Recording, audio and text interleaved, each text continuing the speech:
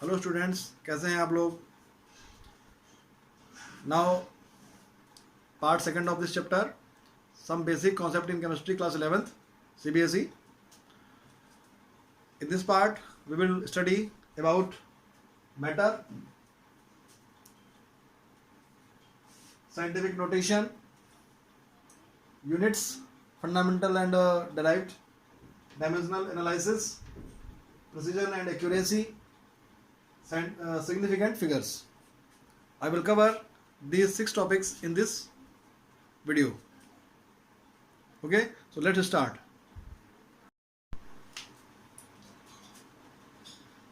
Matter.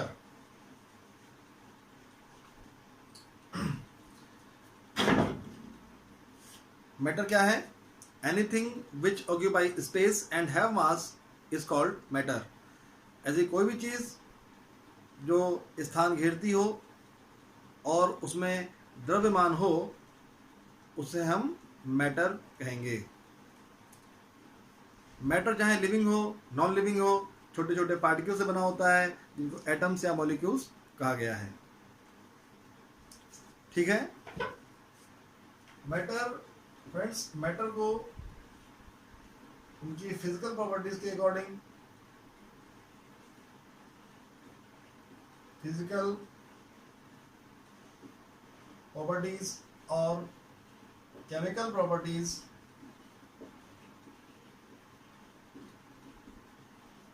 के behalf पर हम लोग उन्हें क्लासिफाई कर सकते हैं. अगर फिजिकल प्रॉपर्टीज की बात करें तो उसमें आप क्या जाएंगे? Solid,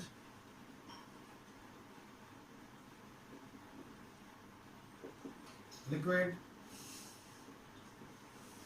gas. और अगर केमिकल प्रॉपर्टीज की बात करें, इसमें यह भी होते हैं दो टाइप के: pure substances and number 2 impure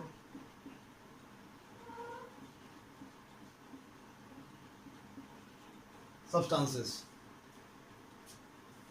physical property के according solid, liquid, gas, 3 types. और केमिकल प्रॉपर्टीज के भी यहाँ पर डिवाइड करें तो pure substance and impure substance. अब प्योर सब्सटेंस की बात करेंगे मतलब ऐसे सब्सटेंस जिनमें सिर्फ एक ही टाइप के एटम्स या मॉलिक्यूल्स हों, means made by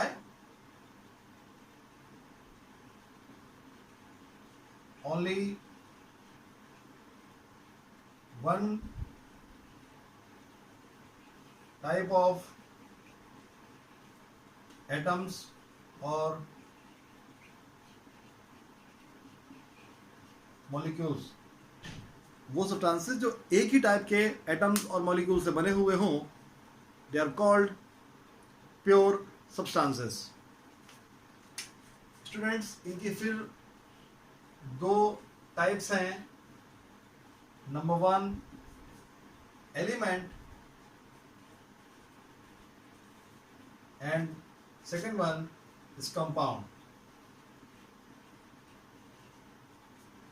या तो एलिमेंट्स प्योर हैं या कंपाउंड प्योर हैं. Element Na, K, Cl, Br, I, whatever is that, ये एलिमेंट्स हैं, ये प्योर सब्सटेंसेस रहेंगे. कंपाउंड की बात करेंगे, H2O ले लिया आपने, NaCl ले लिया, कैल्शियम क्लोराइड ले लिया, जिंक क्लोराइड ले लिया, कैल्शियम ऑक्साइड ले लिया, सारे कंपाउंड्स हैं ये. These are the pure compounds. बात करते हैं इम्प्योर कंपाउंड्स की, इम्प्योर सब्सटेंसेस की. तो इनमें आते हैं मिक्सचर्स.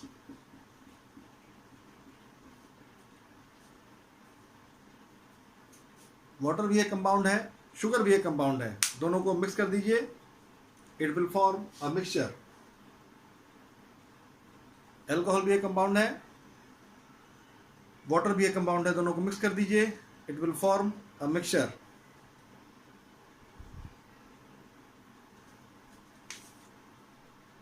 इसकी 2 वैरायटीज.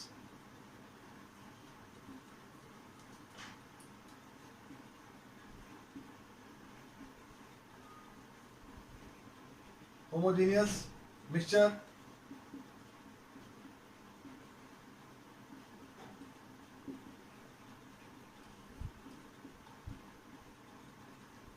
हेट्रोजीनियस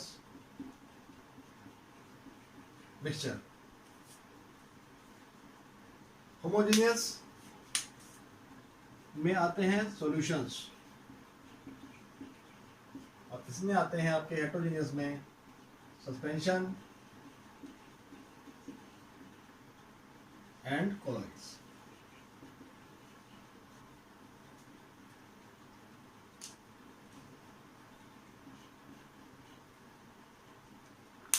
होमो मीन्स यूनिफॉर्म, जिस मिक्सचर में यूनिफॉर्मिटी हो।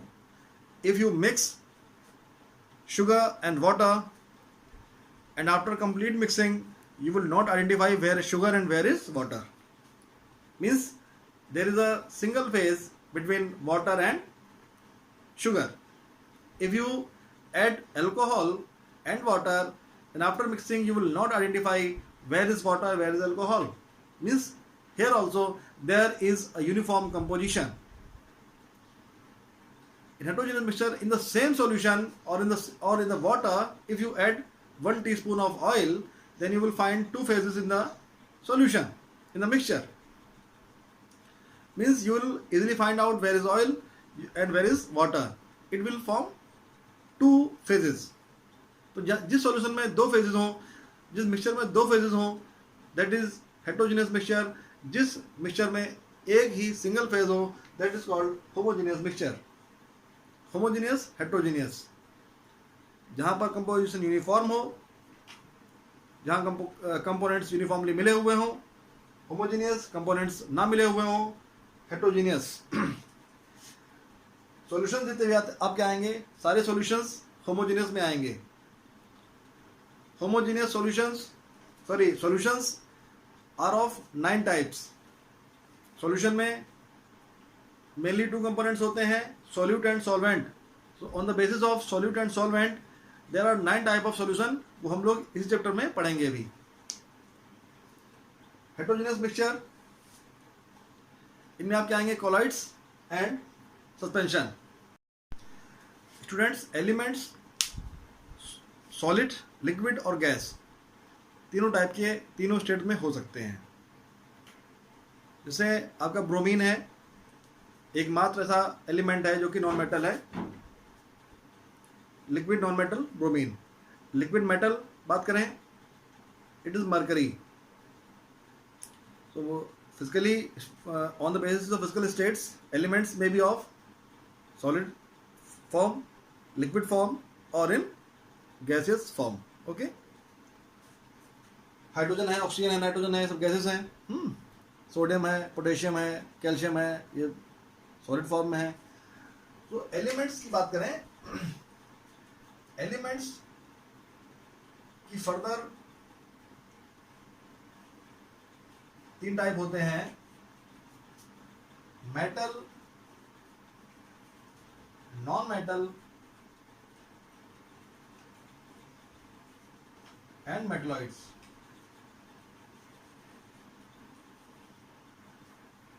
Metals, non metals and metalloids. Metal क्या होते हैं? देखिए, मेटल और नॉन मेटल पढ़ने से पहले हम कुछ प्रॉपर्टीज बात कर लेते हैं।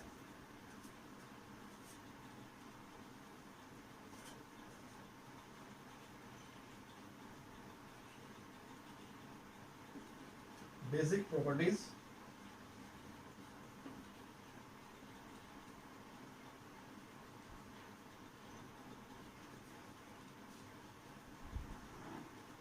to explain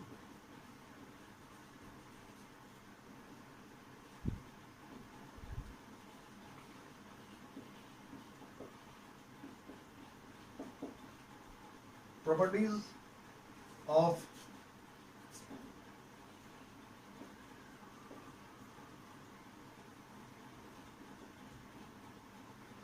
elements।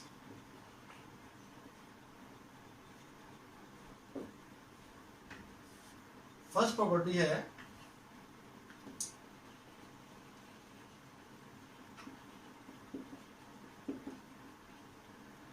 Malleability. Malleability, it is that property of matter by which a matter can be converted into thin sheets is, यानी कि मैटर का वो गुण जिसके जरिए हम मैटर को शीट्स में कन्वर्ट कर सकते हैं, चादरों में कन्वर्ट कर सकते हैं। आपने देखा होगा आयरन की शीट्स होती हैं, इस प्रॉपर्टी को कहते हैं मैलिएबिलिटी। सेकंड प्रॉपर्टी है ductility.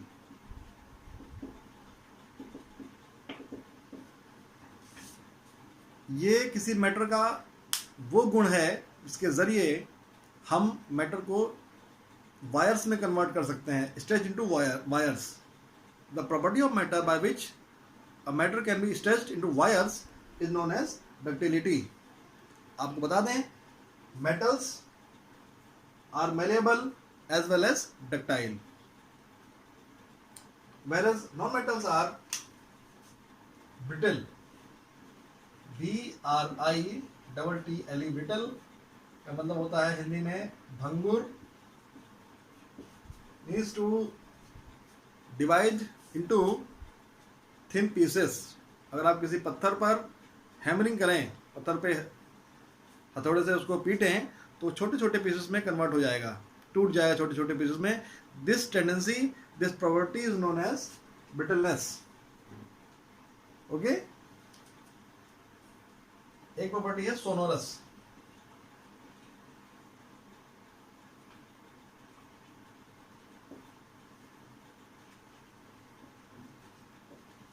Sound producing, sound producing. जब मेटल्स की प्रॉपर्टी को स्टडी करेंगे वहां पर आएगा एक word sonorous. Metals are sonorous, means metals sonorous होते हैं जबकि नॉन मेटल्स नॉन सोनोरस होते हैं। मेटल साउंड प्रोड्यूस करते हैं हिट करने पर, और नॉन मेटल साउंड प्रोड्यूस नहीं करते हैं।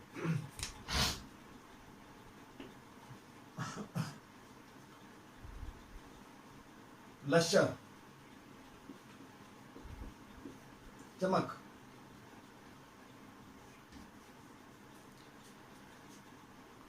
मेटल्स में चमक होती है, शाइनिंग, शाइनिंग प्रोड्यूस करना, shining, to shine, lustre means to shine.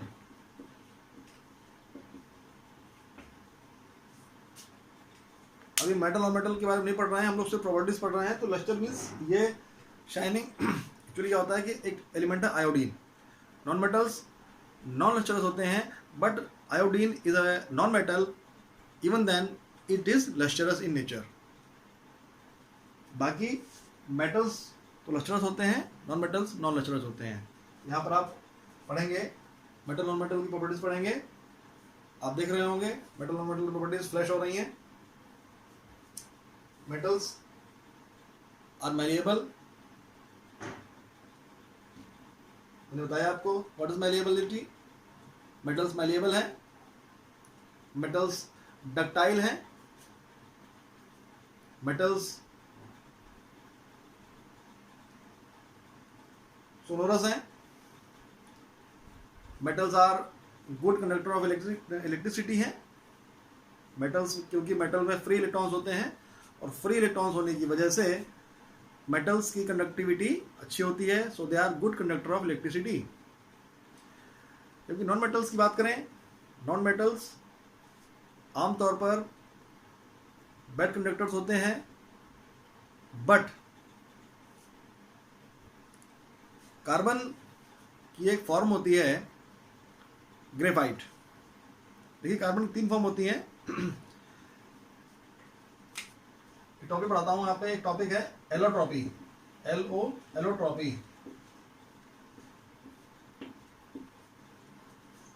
The phenomena of existence of an element into 2 और मोर देन 2 फॉर्म्स। जब कोई एक एलिमेंट 2 या 2 से अधिक फॉर्म्स में पाया जाता है तो उसे बोलते हैं allotrope, and this phenomena is known as allotropy. Carbon के 3 फॉर्म्स होती हैं, तीनों में कार्बन ही है, और A is graphite, B it is diamond, and C it is fluorine. discovered by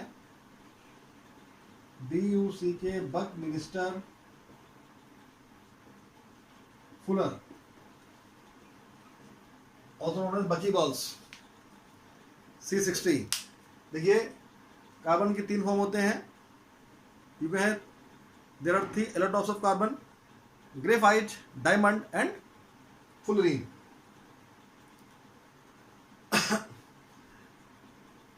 मैंने अभी बोला है कि metals have good conductivity whereas non metals have bad conductivity.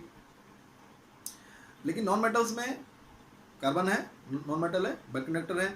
लेकिन कार्बन की एक फॉर्म है ग्रेफाइट। इसमें क्या होता है, देखिए मेटल्स में कंडक्टिविटी क्यों होती है, एक क्वेश्चन होता है राइज। मेटल्स में कंडक्टिविटी होती है due to the free electrons.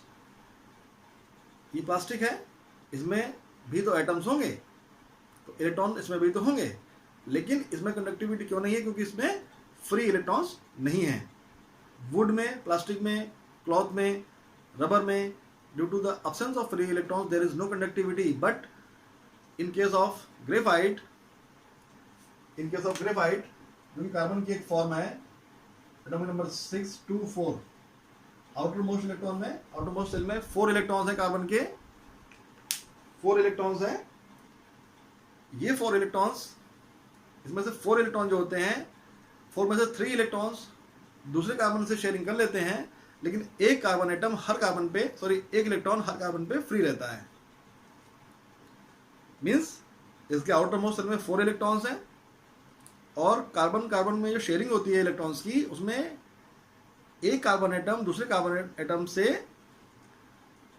Sharing करता है। तो हर कार्बन एटम अपने 3 इलेक्ट्रॉन से शेयरिंग करता है।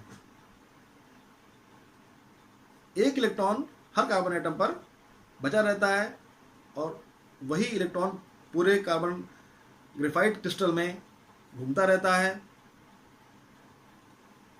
और उसकी फ्री इलेक्ट्रॉन्स के वांडरिंग से, इधर उधर घूमने से ग्रेफाइट में कंडक्टिविटी होती है। यूं कहें कि graphite is good conductor of electricity.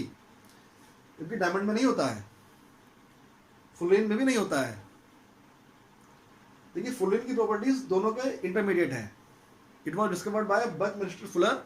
This fullerene is also known as buckyballs. इसमें कार्बन का नंबर C60 होता है, 60। बाकी ग्रेफाइट डायमंड में कोई लिमिट नहीं है कार्बन की, इसमें C60 है, लिमिटेड है 60। तो इसकी कंडक्टिविटी की बात हम लोगों ने कर ली। मेटल्स के मेल्टिंग पॉइंट जनरली हाई होते हैं, डेंसिटी जनरली हाई होती है, they have high tensile strength, they are generally hard also. लेकिन नॉन मेटल्स में आएंगे, 2 एलिमेंट्स हैं, पोटेशियम सोडियम, बहुत सॉफ्ट होते हैं। मेटल्स हार्ड हैं, दूसरी तरफ नॉन मेटल सॉफ्ट है। सोडियम इतना सॉफ्ट होता है कि उसे आप नाइफ से कट कर सकते हैं, सोडियम को नाइफ से कट कर सकते हैं। बात करें डेंसिटी की, डेंसिटी भी सोडियम पोटेशियम की कम होती है बाकी एलिमेंट्स की, जबकि मेटल्स हैं उनकी हाई होनी चाहिए, फिर भी उनकी डेंसिटी कम होती है। Non metals are lustrous, non metals are non lustrous, but an element iodine has lustre. तो ये सब अपवाद हैं, ये आपको पढ़ने पड़ेंगे, फ्रेश हो रहे होंगे, आप देख सकते हैं। ये कुछ डिफरेंस थे मेटल नॉन मेटल की में, प्रॉपर्टीज भी हैं, डिफरेंस भी हैं, आप इनको स्टडी कर सकते हैं 1 by 1। बात करते हैं मेटलॉइड्स की। मेटलॉइड्स क्या होते हैं? ये वो एलिमेंट्स हैं, ऐसे एलिमेंट्स हैं जिनकी प्रॉपर्टीज मेटल की भी होती है, नॉन मेटल की भी होती है। Means those elements which shows properties intermediate to the properties of metal and non metals, they are known as metalloids. ऐसे एलिमेंट्स जो मेटल नॉन मेटल दोनों की प्रॉपर्टी शो करते हैं, they are known as metalloids. Example क्या है इनके? Example है इनके बिस्मथ है, सिलिकॉन है, जर्मेनियम है, बोरॉन, ETC, ये कुछ एलिमेंट्स हैं। आर्सेनिक है, कुछ ऐसे एलिमेंट्स हैं जो मेटलॉइड्स की मेटलॉइड्स होते हैं ये एलिमेंट्स। ठीक है, इनको आप नोट कर लीजिए। बात करते हैं कंपाउंड्स की। कंपाउंड्स क्या है स्टूडेंट्स? कंपाउंड्स भी प्योर सब्सटेंसेस हैं, और ये दो या दो से अधिक एटम्स से मिलके बनते हैं। बट यहां पे कंडीशन क्या होती है कि there must be a definite ratio constituents forming the compound. जो कॉन्स्टिट्यूएंट्स बना रहे हैं एटम्स कंपाउंड को, उनका रेशियो एक डेफिनेट होना चाहिए। अगर रेशियो डेफिनेट नहीं होगा तो कंपाउंड नहीं बनेगा। देखिए, कंपाउंड और मिक्सचर, कंपाउंड और मिक्सचर, यहाँ पे कंफ्यूजन रहता है कि भैया मिक्सचर में भी तो हम कोई दो चीज़ें मिला रहे हैं। आपने वाटर को मिलाया, NaCl में दोनों कंपाउंड थे, लेकिन अगर आपने वाटर को NaCl में मिलाया है तो वहाँ पर कोई डेफिनेट प्रोपोर्शन नहीं है, डेफिनेट रेशियो नहीं है। आपने 3 बीकर लिए, 1 to 3, तीनों में you have taken 100 ml of water. पहले बीकर में 1 चम्मच, दूसरे में 2 चम्मच, तीसरे में 3 चम्मच आपने सॉल्ट या शुगर मिला दिया, उसे मिक्स कर दिया। मिक्स करने के बाद solution, it will form a homogeneous mixture बनेगा यहाँ पर। लेकिन यहाँ पर तीनों ही मिक्सचर हैं क्योंकि यहाँ पर कोई डेफिनेट प्रोपोर्शन नहीं है। लेकिन बात अगर अब NaCl की करते हैं, वहाँ पर रेशियो 1:1 है दोनों का, Na और Cl का 1:1 दोनों का रेशियो आ रहा है। सो मिक्सचर और कंपाउंड में क्या अंतर है कि दोनों जो कॉन्स्टिट्यूएंट्स होते हैं उनका रेशियो अगर फिक्स होगा तो वो कंपाउंड है, और जो कॉन्स्टिट्यूएंट्स जिनसे अगर वो रेशियो फिक्स नहीं है तो वो मिक्सचर होगा। ठीक, इसमें देखिए हम डिफरेंस थोड़ा देख लेते हैं। आप देख रहे होंगे मिक्सचर और कंपाउंड में डिफरेंस फ्लैश हो रहे हैं। देखिए, इसमें बेसिक डिफरेंस यही है। देखिए, पहला डिफरेंस इसमें आता है आपका कि मिक्सचर की जो कॉन्स्टिट्यूएंट्स हैं, जो मिक्सचर को बना रहे हैं, उनको हम सिंपल मेथड से सेपरेट कर सकते हैं, whereas in compounds it does not happen. अभी मैंने जो एग्जांपल दिया था, आपने NaCl मिलाया था वाटर में, आप उसे वाटर को बॉईल कर दीजिए, water becomes convert to water vapour, और जो सॉल्ट है नीचे, salt it is non volatile, ये नीचे बच जाएगा और वाटर पूरा उड़ जाएगा वेपर बन के। दोनों कॉन्स्टिट्यूएंट्स अलग हो गए। लेकिन क्या आप NaCl में से Na को, Cl को नॉर्मली अलग कर सकते हैं? नहीं अलग कर सकते हैं। ठीक है, तो फर्स्ट पॉइंट क्या है कि constituents can be separated by physical means like filtration, condensation, sublimation, etc. But it does not happen in case of compounds. Okay. Point number two, in case of mixture. in mixture में क्या होता है कि जो constituents होते हैं वो अपनी प्रॉपर्टीज को लॉस्ट नहीं करते हैं, दे does not lost their properties. But in compound the constituents lost their properties.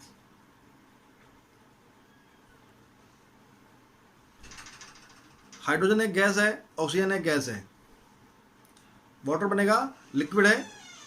जब दोनों गैसेस थी, लिक्विड बना, कॉन्स्टिट्यूएंट्स प्रॉपर्टी चेंज हो गई। हाइड्रोजन का मेल्टिंग पॉइंट अलग, ऑक्सीजन का मेल्टिंग पॉइंट अलग, वाटर का मेल्टिंग पॉइंट अलग, डिफरेंट है। ओके। थर्ड पॉइंट, एनर्जी की बात करते हैं। देखिए, जब कोई मिक्सचर बनता है तो जनरली क्या होता है कि कोई भी एनर्जी ना तो रिलीज होती है, ना कोई एनर्जी मिक्सचर बनने में एब्जॉर्ब होती है हीट की फॉर्म में। But energy may be released और absorbed during the formation of compound. Compound जब बनेंगे तो वहाँ पर एनर्जी रिलीज भी हो सकती है और एनर्जी एब्जॉर्ब भी हो सकती है, लेकिन मिक्सचर में ऐसा नहीं होता है। फोर्थ पॉइंट क्या है, आप देख रहे होंगे फोर्थ पॉइंट में वही है कि जो कंपोजिशन है मिक्सचर में वेरिएबल होती है, जबकि कंपाउंड में फिक्स होती है।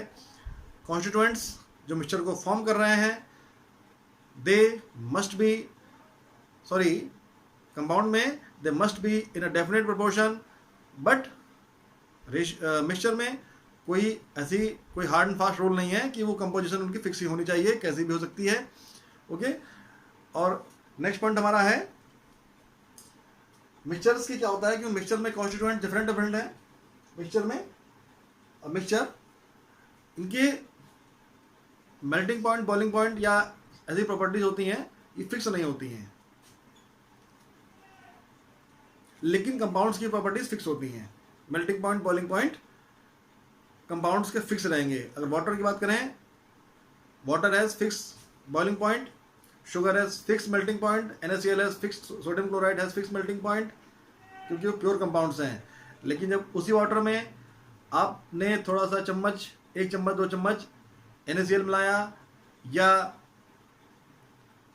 शुगर मिलाई, शुगर मिक्स किया आपने, तो उसके बॉइलिंग पॉइंट, मेल्टिंग पॉइंट पर फर्क पड़ जाएगा। और बॉइलिंग पॉइंट पे कितना फर्क पड़ेगा ये डिपेंड करेगा उसके अमाउंट के ऊपर। देखिए, आप क्लास 12 में चैप्टर पढ़ेंगे सॉल्यूशन, उसमें एक टॉपिक है colligative properties. Colligative properties solution की वो प्रॉपर्टीज होती हैं जो नंबर ऑफ सॉल्यूट पार्टिकल्स पे डिपेंड करती हैं। मींस अगर नंबर ऑफ पार्टिकल्स सॉल्वेंट में ज़्यादा होंगे, उसके बिहाफ पर फ्रीजिंग पॉइंट हुआ या बॉइलिंग पॉइंट हुआ, इन प्रॉपर्टीज, ये प्रॉपर्टीज वेरी करती हैं। तो अमाउंट ऑफ सॉल्यूट भी ये डिपेंड करता है, और सॉल्यूट किस टाइप का है, वॉलेटाइल है या नॉन वॉलेटाइल है। ठीक है, तो वो आगे की बातें हैं। नॉन वॉलेटाइल मीन्स जैसे जो वेपर फॉर्म में ना आ सके। आप शुगर को, NaCl को डायरेक्ट हीट करेंगे तो भी वो वेपर फॉर्म में कन्वर्ट नहीं होगा, because it is a non volatile solute. और जो सब्सटेंसेस वेपर फॉर्म में आ जाएं, कैम्फर है, नेफ्थलीन बॉल्स हैं, means the substances which directly converted into gaseous state without going in liquid state, they are known as sublime substances, और इन्हीं को बोलते हैं volatile solutes। ठीक है, तो स्टूडेंट्स, हमने यहाँ तक पढ़ा है काफ़ी कुछ, मैटर के बारे में पढ़ा है, फिजिकल प्रॉपर्टीज, केमिकल प्रॉपर्टीज। ये भी बता दें आपको फिजिकल प्रॉपर्टीज क्या होती हैं, केमिकल प्रॉपर्टीज क्या होती हैं। हम किसी सब्सटेंस की प्रॉपर्टीज की बात करें, उसके boiling point, melting point, density, tensile strength, ये सब क्या चीज़ किस में आएंगे, फिजिकल प्रॉपर्टीज में आएंगे। कलर, ऑर्डर, ये किस में आएगा, उसका फिजिकल प्रॉपर्टीज में आएगा। जब हम उसकी कंपोजिशन में बात करेंगे, उसको हीट कर देंगे तो उसके ऊपर क्या फ़र्क पड़ेगा, उसे अगर वेपर फॉर्म में कर देंगे तो उसके ऊपर क्या फ़र्क पड़ेगा, उसमें अगर हम HCl पास कराएंगे तो उस पर क्या फ़र्क पड़ेगा, उसमें अगर हम वाटर मिला देंगे तो क्या फ़र्क पड़ेगा। ये सब आता है केमिकल प्रॉपर्टीज में। ओके, फिजिकली मैटर को 3 category, solid, liquid, gas. Chemically फिर 2 कैटेगरी हैं, pure substances, pure substances we have discussed, then element, compound we have discussed, इनके टाइप डिस्कस कर लिए। मिक्सचर से इम्प्योर सब्सटेंसेस में homogeneous, heterogeneous we have discussed. इनमें आएंगे सॉल्यूशंस, जो कि मैंने बताया आपको, सॉल्यूशन में 2 चीज़ें होती हैं जनरली, सॉल्यूट या सॉल्वेंट। एक सॉल्यूशन में एक से अधिक सॉल्यूट या सॉल्वेंट हो सकते हैं। आप देख लीजिए फ्लैश बोर्ड पे, अभी फ्लैश हो रहा है कि सॉल्यूट और सॉल्वेंट के अकॉर्डिंग सॉल्यूशन की 9 टाइप होते हैं। आमतौर पर धारणा क्या है कि लिक्विड में कोई चीज मिलाई वही सॉल्यूशन है, बट ऐसा नहीं है। गैस और गैस मिला रहे हैं, दैट इज सॉल्यूशन। कोई सॉलिड में कोई चीज सॉलिड मिली हुई है, दैट इज सॉल्यूशन। गोल्ड के ऑर्नामेंट्स होते हैं, उसमें सिल्वर, कॉपर की थोड़ी बहुत इम्प्योरिटी रहती है, वो भी एक सॉल्यूशन है, but that is example of solid solution.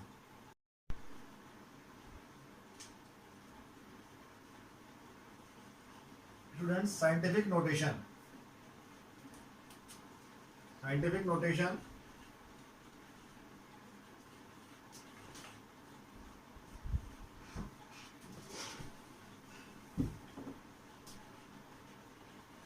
or we can say number in standard form, number in standard form. पहले मैं आपको एग्जांपल देता हूँ कि क्या चीज़ एक्चुअली है। जैसे हम बात करते हैं स्पीड ऑफ लाइट, प्रकाश का वेग, इसको हम स्मॉल सी से डिनोट करते हैं। ये वैल्यू होती है 3.0 इंटू 10⁸ मीटर पर सेकेंड।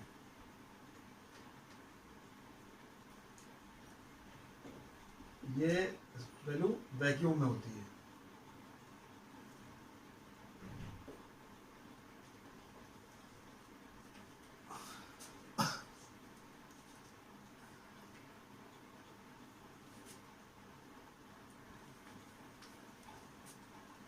वैक्यूम में ये वैल्यू होती है speed of light in vacuum 3.0 10⁸ metre पर सेकेंड। और अगर इसकी वैल्यू की बात एयर में की जाए, इन एयर, तो इट इज 2.99 10⁸ मीटर पर सेकेंड। लेकिन जनरली क्योंकि वैल्यू काफी क्लोज है, जिसको 3 इंटू 10⁸ मीटर पर सेकेंड ही मान लिया जाता है। अगर हम इसको इस वैल्यू को ओपन करें तो ये वैल्यू क्या आएगी? देखिए 3 1 2 3 4 5 6 7 8 मीटर पर सेकेंड। ये तो मतलब हो गया इसका। तो इसको ऐसे लिखना ज़्यादा कन्वीनियंट है या इस तरीके से लिखना ज़्यादा कन्वीनियंट है? आप कहेंगे ये नंबर कन्वीनियंट है क्योंकि शॉर्ट फॉर्म में लिखा हुआ है। तो किसी भी नंबर को इस फॉर्म में लिख देना, इट इज साइंटिफिक नोटेशन और number in standard form. This number is not a scientific notation. So देखिए, जैसे मान लीजिए हम आपको एग्जांपल देते हैं, सपोज 6 0 2 0 1 2 3 4 5 6, क्योंकि वैल्यू लिखी है मान लीजिए। How will you arrange this number in scientific notation? छोटा लेते हैं, ज़्यादा बड़ा हो गया है। हम एक एग्जांपल हम लोगों ने ये लिया, एक एग्जांपल लेते हैं 0.0043। दो एग्जांपल लेते हैं। एक एग्जांपल ले लेते हैं 6 2 3 4, डेसिमल यहाँ लगा हुआ है इसमें। I have taken 3 examples. इसमें डेसिमल कहीं पर भी नहीं है, इसमें डेसिमल स्टार्टिंग में है, इसमें डेसिमल यहाँ पर है। देखिए, you have to shift the decimal in such a way that the number becomes less than 10. You have to shift the decimal in such a way that number becomes less than 10. देखिए, अब ये number कितना बड़ा है, इसमें decimal last में होगा, तो लेस देन 10 करने के लिए आप डेसिमल कहाँ ले जाएंगे? यहाँ पर ले जाएंगे।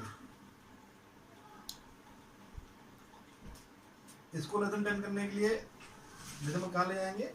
यहाँ ले जाएंगे। इसको लेस देन 10 करने के लिए डेसिमल कहाँ ले जाएंगे? यहाँ पे शिफ्ट करेंगे। Always remember, if you have shifted the decimal from this side to this side, then power will be 10 n plus जो भी हो 3 4 5। और अगर आपने डेसिमल को इधर से इधर शिफ्ट किया है, और विल बी 10 n माइनस।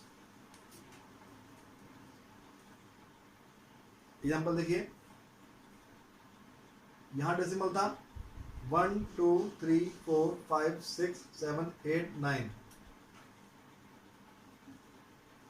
कितना डेसिमल आपने शिफ्ट किया है? 9। सो 9 पावर आएगा प्लस का, ये क्या हो जाएगा? 6.02। ये नंबर 10 से छोटा हो गया, पावर 9। ये प्लस 9 ही है, इसको आप बेटर रहेगा, इसको ऐसे लिखते हैं plus n minus n।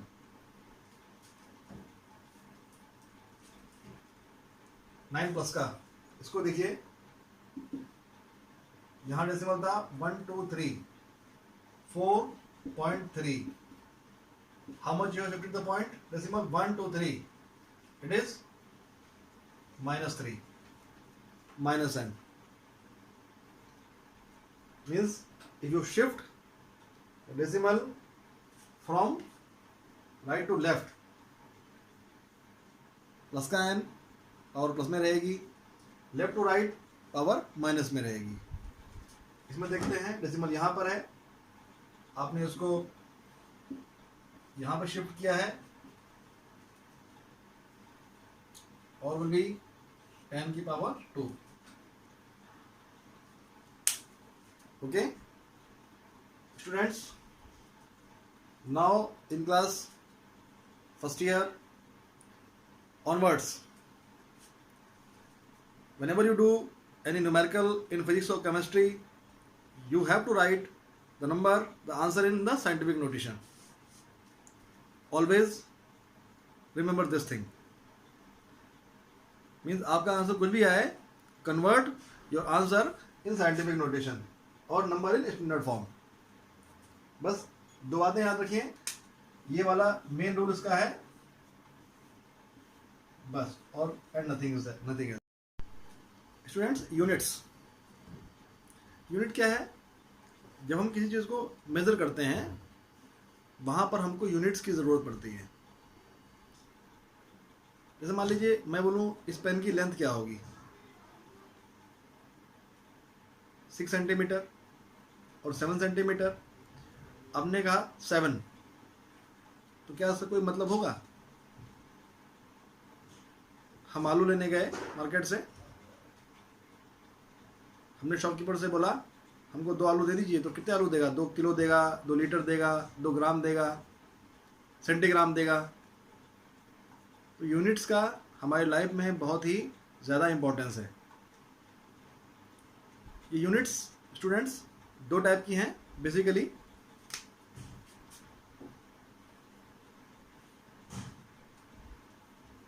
Fundamental units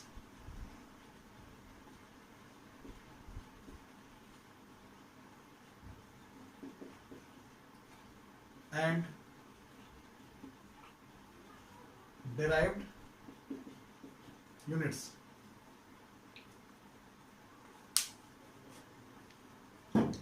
Fundamental units and derived units. Students, fundamental units has 7. देखिए आपके स्क्रीन पर फ्लैश हो रहा होगा, 7 फंडामेंटल यूनिट्स होती हैं।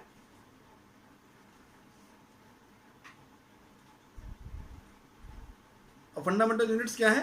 वो यूनिट्स जिनको हम किसी दूसरे तरीके से ऑब्टेन नहीं कर सकते हैं। पहले ये माना जाता था कि केवल 3 यूनिट्स हैं, 3 फंडामेंटल क्वांटिटीज हैं, इनके जरिए हम सारी क्वांटिटीज को निकाल सकते हैं। 3 क्वांटिटीज कौन कौन सी हैं? Length, mass and time. But it was soon realized that only 3 fundamental quantities, physical quantities, are not sufficient to describe all the units. So 4 more units are come into the action. So now there are 7 fundamental units, 7 fundamental quantities and for that fundamental quantities there are 7 fundamental units. Means that units or that quantities which cannot be obtained, which cannot be derived from other units, they are known as fundamental units. derived units क्या है? वो units जो fundamental unit से obtain की जा सकती हैं, they are known as derived units. जैसे मान लीजिए मीटर m या सेकंड या किलोग्राम. क्या आप मीटर को किसी और यूनिट से ऑब्टेन कर सकते हैं? सेकंड को किसी और यूनिट से ऑब्टेन कर सकते हैं? नहीं कर सकते हैं. तो ये फंडामेंटल यूनिट्स हैं. लेकिन आप बोले मीटर क्यूब, किलोग्राम पर मीटर क्यूब, मीटर पर second, these are derived units. It is obtained from meter into meter into meter. It is obtained from kg and meter. It is obtained from meter and second. So derived units. System of units. Students, कुछ system है units के, वो उनको हम study कर लेते हैं. FPS system, it is foot pound second system. Metre kilogram second system. Centimetre gram second system. It is foot pound second system. ये लेंथ का मेजरमेंट है, ये मास का, और ये टाइम का. मीन्स एपीएस सिस्टम में ये ओल्ड कॉन्सेप्ट है सिस्टम का, जिसमें लेंथ को फुट में, मास को पाउंड में और टाइम को सेकंड में मेजर किया जाता था. इन एमके सिस्टम में लेंथ को मीटर में, मास को किलोग्राम में और टाइम को सेकंड में मेजर किया जाता था. It is a decimal system जो कि ऑल ओवर वर्ल्ड फॉलो किया गया बाद में. It is a decimal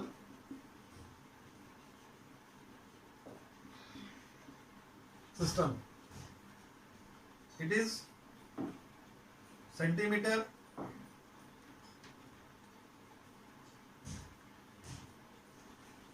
gram.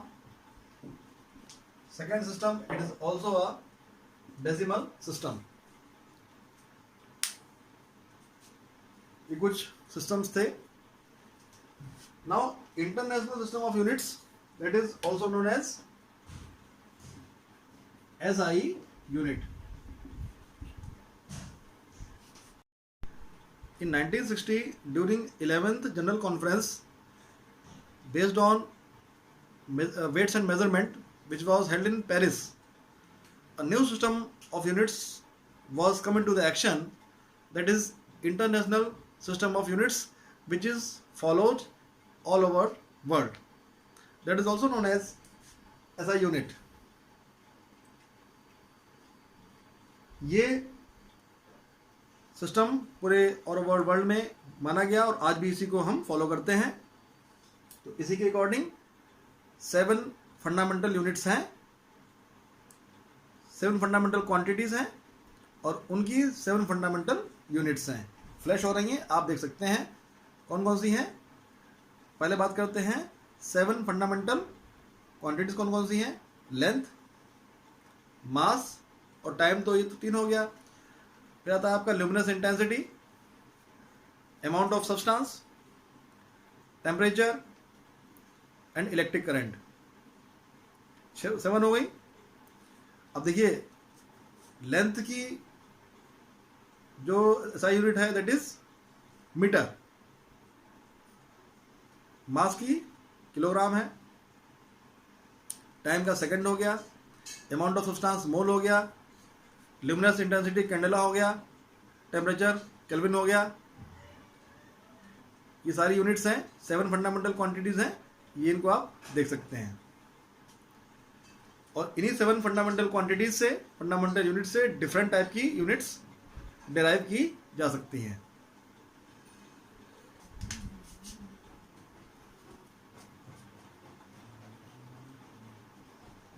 Some prefixes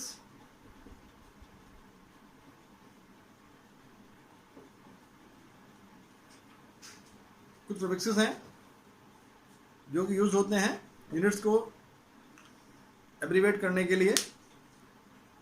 आप देख रहे होंगे, आपके स्क्रीन पे फ्लैश हो रहे होंगे, femto, pico, nano, micro, milli, nano, giga, tera. Students, centi, deci, deca, hecto,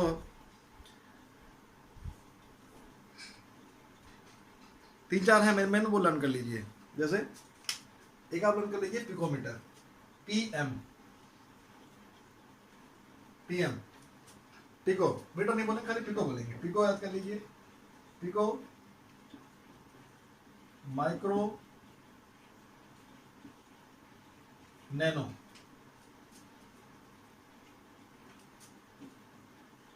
P micro को ये बोलते हैं, नैनो को N।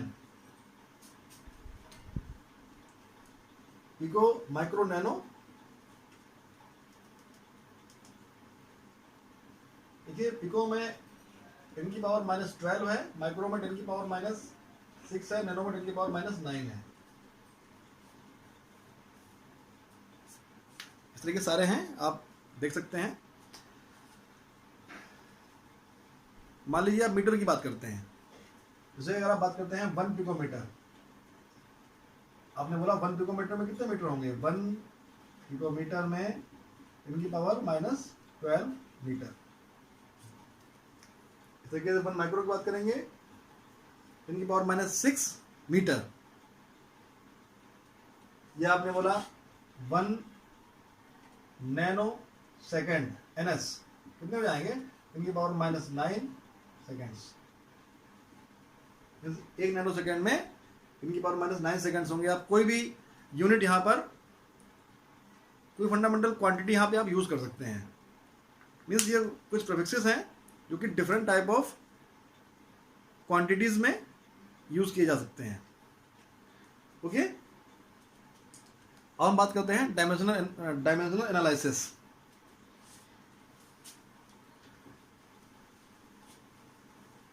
स्टूडेंट्स,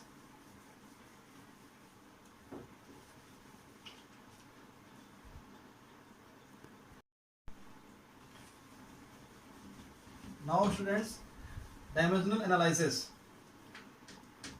देखते हैं।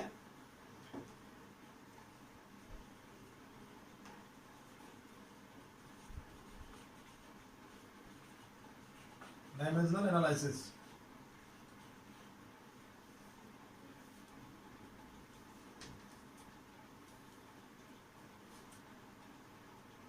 आपने जूनियर क्लासेस में यूनिट्स को चेंज किया होगा।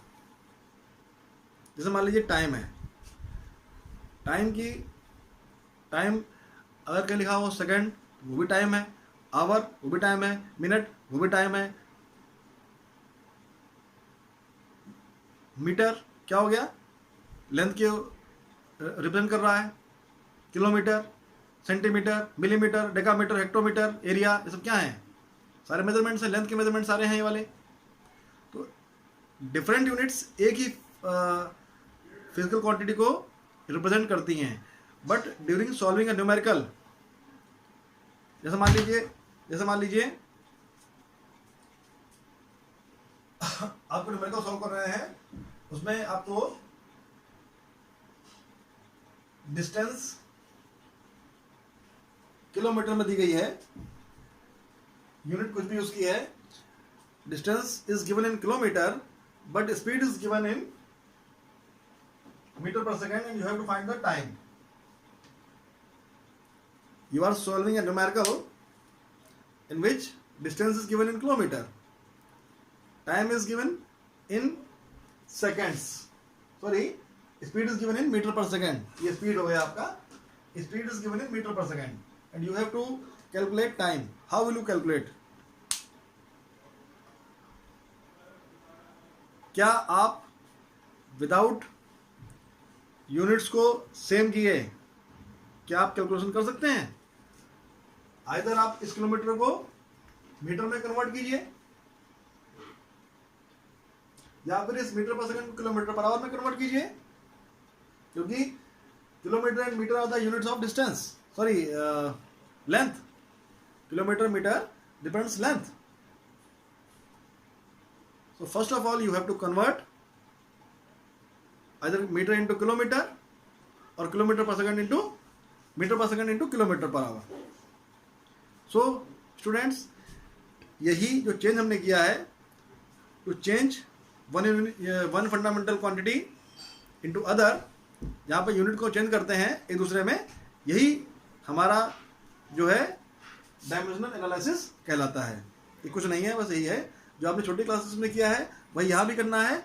मीन्स यूनिट्स का कन्वर्जन जो है ना, it is simply the conversion of units. Means conversion of units is known as dimensional analysis. कुछ एग्जांपल देख लेते हैं students.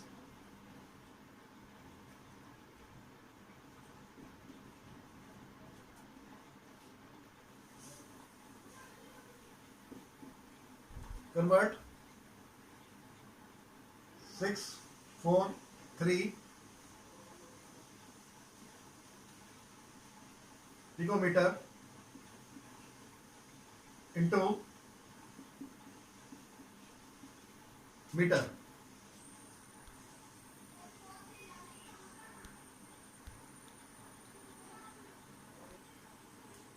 Six 43 picometer into meter.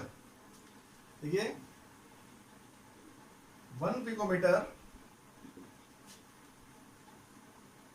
में 10 की पावर -12 मीटर्स होते हैं. Therefore 643 में कितने मीटर्स होंगे?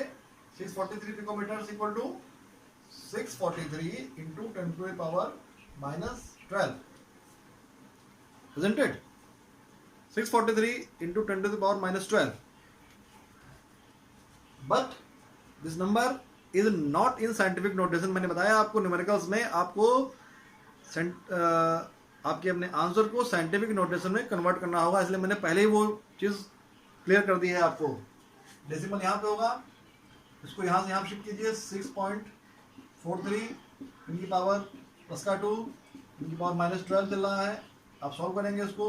6.43 10 to the power 2 -12 माइनस का 10 metre. Okay, 6.43 into 10 to the power -10 metre. 643 picometre equal to 6.43 into 10 to the power -10 metre. One more example students.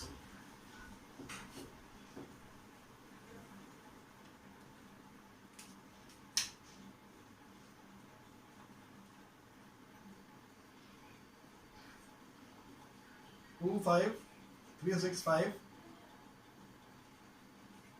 Milligram into its basic unit.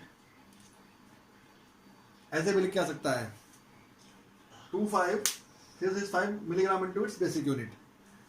Milligram, milli को separate कीजिए, ग्राम को separate कीजिए. ग्राम किसकी basic unit है? Mass की. And what is the mass, what is the SI unit of mass? It is kilogram. Means you have to convert this unit into kilogram. यहां पर देखिए लेंथ है, इसकी बेसिक यूनिट मीटर होती है, तो हमने मीटर में कन्वर्ट किया है. यहाँ पर बेसिक, यहाँ पर ये कहीं नहीं लिखा है कि ग्राम में करना है या किलोग्राम में करना है, बेसिक यूनिट में बोल रहा है कि बेसिक मीन्स ऐसा unit of mass that is kilogram. देखते हैं इसको। 1 since 1 milligram equal to 10 की पावर -3 ग्राम, therefore 25365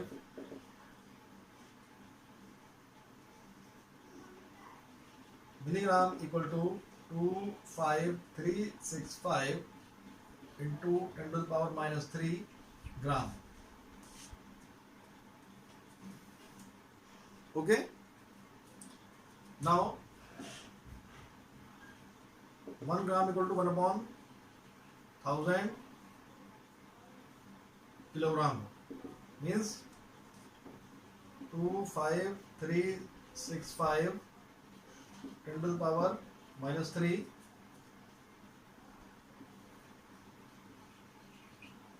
upon 1000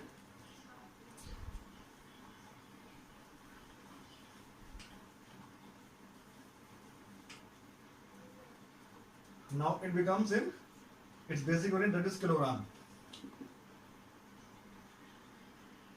Also डेसिमल को शिफ्ट कीजिए यहाँ से यहाँ पर 2.5365 हाउ मच 1 2 3 4 इट इज 4 10 की पावर -3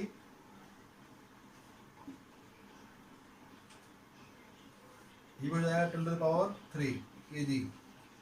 इसको आप ऊपर शिफ्ट कीजिए 2.5365 10 to the power 4 10 to the power -3 10 to the power -3 kilogram. Alternate क्या आएगा 2.5365 10 to the power -3 plus 4 that is 2.5365 into the power 6 minus 6 plus 4 that is equal to -2 kilogram। milligram into basic unit, so students it is the dimensional analysis। Now students precision and accuracy, ये दो terms हैं जब हम लोग measurement करते हैं वहां पर इन टर्म्स को यूज करेंगे। प्रेसिजन क्या है? It refers to the closeness of various measurement for the same quantity. Means कोई मेजरमेंट किया गया और वो मेजरमेंट कितना क्लोज आया एक पर्टिकुलर वैल्यू के, कितना क्लोज आया, refers to the closeness of various measurements. अब इसको हम एग्जांपल के जरिए समझेंगे। एक्यूरेसी क्या है? It refers to the agreement of particular value with the true value. इसमें क्या है कि जो ट्रू वैल्यू आनी चाहिए, जो ट्रू वैल्यू आ रही है उस पर्टिकुलर एक्सपेरिमेंट में, और जो डिफरेंट मेजरमेंट से जो फाइनल वैल्यू आई उसमें कितना डिफरेंस है, कितना क्लोज वो वैल्यू आई है। एक्यूरेसी में कितना ट्रू वैल्यू और जो वैल्यू आ रही है एवरेज वैल्यू में कितना डिफरेंस है। ओके, प्रेसिजन क्या है? Closeness of various measurement, and accuracy it refers to the agreement of a particular value with the true value। Example से समझते हैं इसको। 3 स्टूडेंट्स हैं ए, बी और सी। इन्होंने कोई एक्सपेरिमेंट किया। ए का मेजरमेंट 18.2, सेकेंड टाइम को रिपीट किया वही चीज 18.3 उसका वैल्यू आ रही है, थर्ड टाइम उसे रिपीट किया 18.3 आ रही है, एवरेजेस इतना। उस एक्सपेरिमेंट में ट्रू वैल्यू इतनी आनी चाहिए। तो 18.2 20 के कितना क्लोज है, ज़्यादा क्लोज तो नहीं है। सो इसका प्रेसिजन मतलब क्लोज तो आ गया, प्रेसिजन इसका गुड है, अच्छा है, लेकिन एक्यूरेसी इसकी अच्छी नहीं है, पुअर है एक्यूरेसी। ओके, ऐसे ही इन्होंने साहब पॉइंट में ही नहीं निकाला इसको, 17, 18, 19 3 बार किया, average 18 which is not close to the 20, ज़्यादा क्लोज नहीं है 20 के, तो इनका प्रेसिजन भी पुअर है और एक्यूरेसी भी इनकी पुअर होगी। सी देखिए, पहला measurement 20.0, second measurement 19.8, third measurement 19.9, average 18.9 which is very close to 20, जो ट्रू वैल्यू उसकी है, वेरी क्लोज टू 20, मीन्स इसका प्रेसिजन भी गुड है और इसकी एक्यूरेसी भी अच्छी है। ओके, तो it is about precision and accuracy. Now students, significant figures. The significant figures in a number are all certain digits plus one uncertain digit और doubtful digit। क्या मतलब हुआ इसका, देखते हैं। सपोज करते हैं, मान लीजिए इस पेन को आपने मेजर किया, यहां से यहां तक, मान लेते हैं इसकी लेंथ आती है 5.55 सेंटीमीटर, मान लेते हैं, मीटर, सेंटीमीटर, इंच कुछ ही मान लेते हैं, 5.55 इसकी सेंटीमीटर इसकी लेंथ आती है, मान लेते हैं। तो हम ये बोल सकते हैं कि इसकी जो लेंथ है 5.54 से लेकर 5.56 के बीच में लाई कर रही है। 5.5 से लेकर 5 मीन्स यहाँ पर ये वाला 5 और ये वाला 5, ये तो सर्टेन डिजिट्स हैं कि इतना तो कम से कम होगा ही, लेकिन जो ये 4 और 6 यहाँ पर लिया है, ये डिजिट्स डाउटफुल हैं। यहाँ पर 3 भी हो सकता है, यहाँ पर 7 भी हो सकता है। तो यहाँ पर कितने सिग्निफिकेंट फिगर्स होंगे, ये तो कंफर्म है, और ये वाला अलग होगा, तो 2 + 1 कितना हो गया, 3। How many significant figures, 3। क्या बोला गया है, किसी भी मेजरमेंट में सिग्निफिकेंट फिगर कितने होंगे, नंबर ऑल सर्टेन डिजिट्स, जो सर्टेन है। यहाँ पर ये वाला 5, ये वाला 5 सर्टेन डिजिट्स हैं, लेकिन जो ये 4 और 6 यहाँ पर है, ये अनसर्टेन है, क्योंकि फिक्स नहीं होंगे, ये चेंज वेरिएबल होंगे ये, ठीक है। तो fix digits plus doubtful digit, दोनों को प्लस करेंगे, you will get significant figures. Okay, इनके कुछ रूल्स होते हैं, आइए देखते हैं क्या रूल्स हैं। आपके स्क्रीन पे फ्लैश हो रहे हैं, आप उनके रूल्स पढ़ सकते हैं। तो 1 बाय 1 हम सारे रूल्स को डिस्कस करते हैं, ठीक है।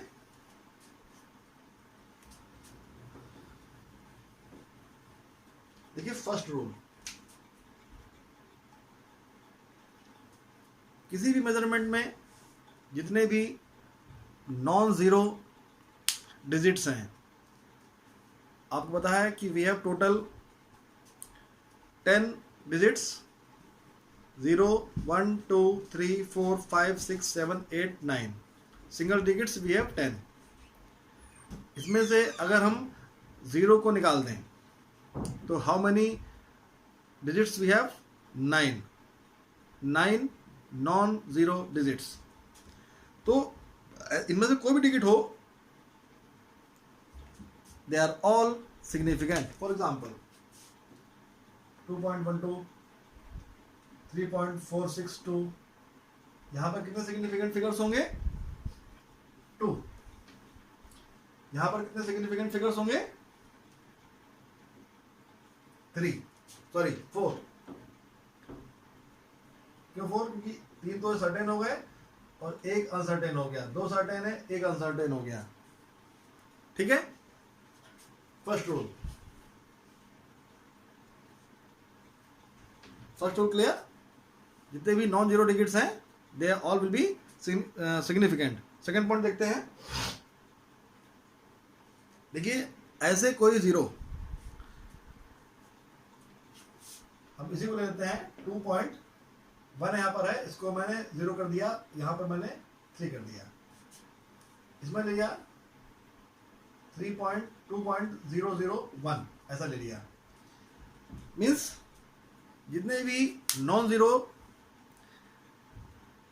जीरो नॉन जीरो डिजिट्स के बीच में पड़ेंगे,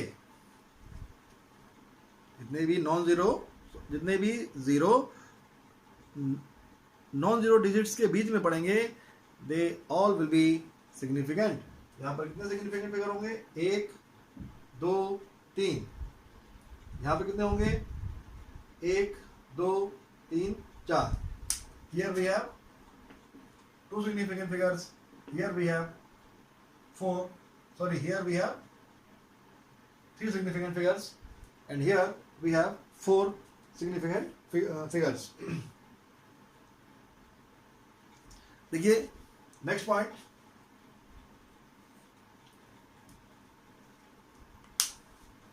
जो जीरो किसी भी मेजरमेंट में पहले आ रहे हों, लीडिंग जीरोस, वो सिग्निफिकेंट नहीं होंगे। जैसे फॉर एग्जांपल देखते हैं 0.241 0.041 0.001। आप इसको देखिए, डेसिमल से पहले यहां पर 0 है, डेसिमल के पहले 0 है, बाद में 0 है, पहले 0 है, बाद में 0 है, 2 है। यहाँ पर कितने सिग्निफिकेंट फिगर्स होंगे? 3, यहाँ पर 2, यहाँ पर 1। क्लियर? फोर्थ पॉइंट देखिए, fourth point is like third point, but यहाँ पर 0 आगे लगे हैं, यहाँ पर 0 पीछे लगे हुए हैं। देखिए अगर यही क्वेश्चन ऐसे होता 4.10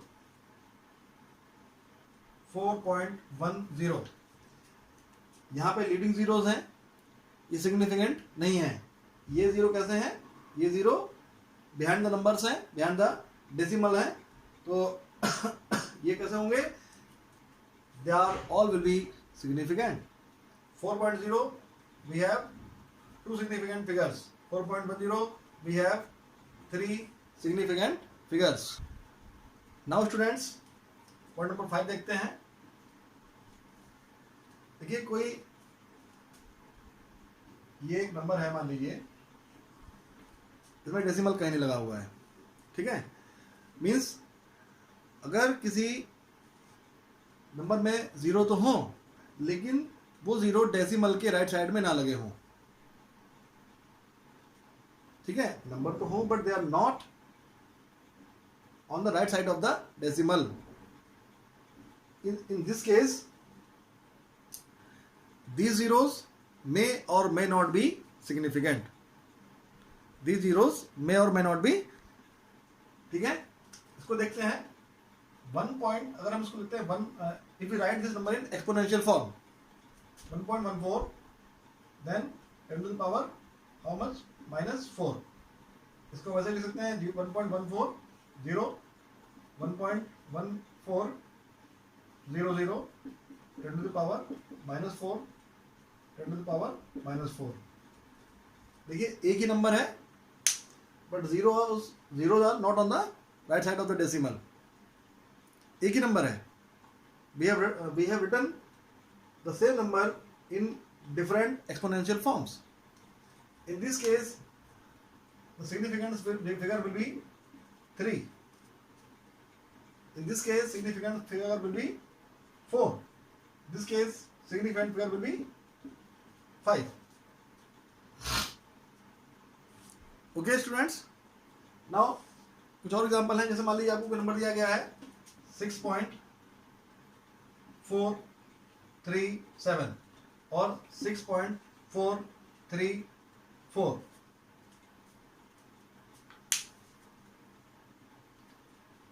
और अगर आप इसे राउंड ऑफ करते हैं तो ये वैल्यू कितनी आएगी? 6.44 और ये कितना आएगा 6.43। ऐसा क्यों हुआ? देखिए, अगर कोई वैल्यू 5 से बड़ी है जिसे आपने राउंड किया है, तो उसके नेक्स्ट डिजिट में आप उससे पहले वाले डिजिट में आप 1 प्लस कर सकते हैं, और बस रूल है। और अगर वो वैल्यू 5 से छोटी है तो नेक्स्ट डिजिट में कुछ भी प्लस नहीं होगा, वो वैल्यू एज इट इज आएगी। यहाँ पर ये वैल्यू 5 से बड़ी थी, हमने 3 में 1 प्लस कर दिया, but here it is less than 5, so here we have done nothing. तो इस फिगर में अब पता है कि यहाँ पर दोनों ही केस में सिग्निफिकेंट फिगर्स 3 हो जाएंगे। ठीक है स्टूडेंट्स, ये कुछ टॉपिक थे सिग्निफिकेंट फिगर्स के बारे में। Students, I have covered lot of topics.